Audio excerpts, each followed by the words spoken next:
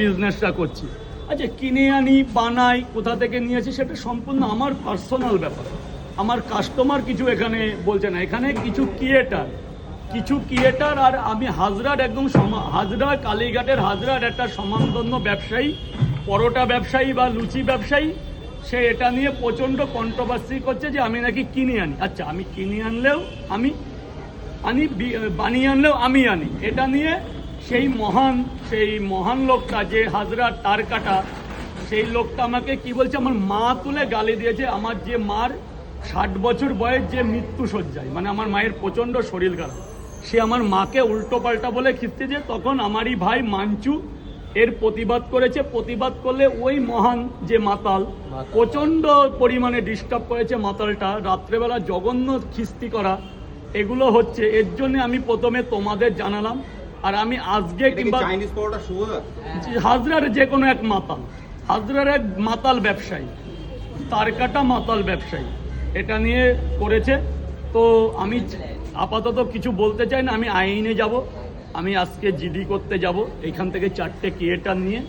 আইন রক্ষকরা যা বলবে সেটাই হবে, কারণ আমার গায়ে শক্তি নেই। মাতালরা যেমন বলে আমরা ওই ঘর থেকে বিলঙ্ঘন করিনি, অন্তত গুমা গিয়ে শুনে আসতে পারো। আর ওই সব স্যাঁচরা লোক যদি কোনো গুমাই যায় তো ওরা বুঝবে যে গুমার ছেলে কেমন হতে পারে। আর মাঞ্চুদা আমাকে একটা কথা বলেছে, ও কিন্তু কালীঘাটের আদিগঙ্গা নিয়ে কিছুই বলতে চায়নি। ও কেন মা বোন নিয়ে খিস্তি করলো এটাই বলতে চেয়েছে। জঘন্য খিস্তি আমাদের কাছে ফুটেজ আছে। এটা নিয়ে আমি তীব্র ধিক্কার জানাই। ধিক্কার কালীঘাটের কি জন্য কালীঘাটের মাতাল বাবুকে আমি ধিক্কার জানালাম, হাজরার মাতাল বাবুকে আমি ধিক্কার জানালাম। ধিক্কার যে আমার মায়ের সম্বন্ধে বলতে পারে। আমি মনে করি না ওকে কোনো মা জন্ম দিয়েছে, আমি মনে করি ও কুকুরের পেট থেকে জন্মেছে। আমি মনে করি এরকম সন্তানকে কোনো মা এরকম মাকে সন্তানকে জন্ম দিতে পারে না। আমার মানে আদিকালে জন্মেছ, আমার মানে কুকুরের পেট থেকে পড়েছিল। তা না হলে কোনো সন্তান কোনো মায়ের সম্মানে জঘন্য ভাষা দিতে পারে না। আর মাতালবাবু রাত হলেই শিয়ানা হয়ে যায়, তো শিয়ানাটা যেন আমাদের সামনে এসে দেখায়। আমি সামনে লড়তে বেশি ভালোবাসি।